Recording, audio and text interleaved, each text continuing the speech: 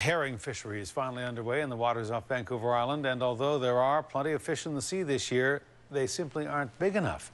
Commercial seiners have already given up on the season, saying that the fish are just too small to catch. Gillnetters are still out in the water, but as A News reporter Gord Kurbis shows us, they fear the smaller fish will net them lower profits.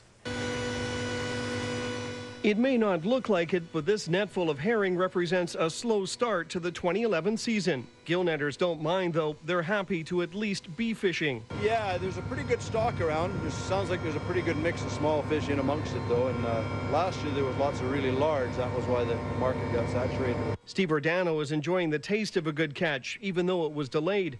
The number of fish are looking promising for him this year, but it's uncertain how much he'll be earning for them. No one's saying a word. So we're just hoping. We just fish. That's what we do. Hope it works out. Two issues are affecting the fishery this year. First of all, the size of the herring. They're much smaller than last year. And that means fishermen will likely be earning less.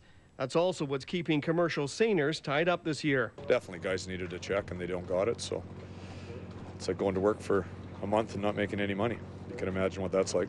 Because the herring are undersized, these nets will likely remain idle. Roy Manning is like many in the fleet who have already packed it in for the season without ever hitting the water. It's extremely hard for the guys that are salmon and herring fishermen, for sure. They've come all the way down from Rupert and all over the whole coast, sat here for 2 weeks and ate grub and burned fuel and go home with lost money. The second issue is that the main market for BC herring may now be gone. The majority of these fish should be destined for Japan. Last week's earthquakes have likely eliminated this year's market. Our only hope now is that the Japanese are going to be in a buying mood. Didn't really need that earthquake. And as the Gillnetters are working the water, there's a flurry of activity along the shore. Plenty of recreational lines are also being tossed in. Salt them and pickle them and make warm-ups and make all kinds of stuff. Even with a little bit of rain right now, it's nothing but 3-4 fish at a time. A feast for some and a famine for others. In French Creek, Gord Kurbis, A News.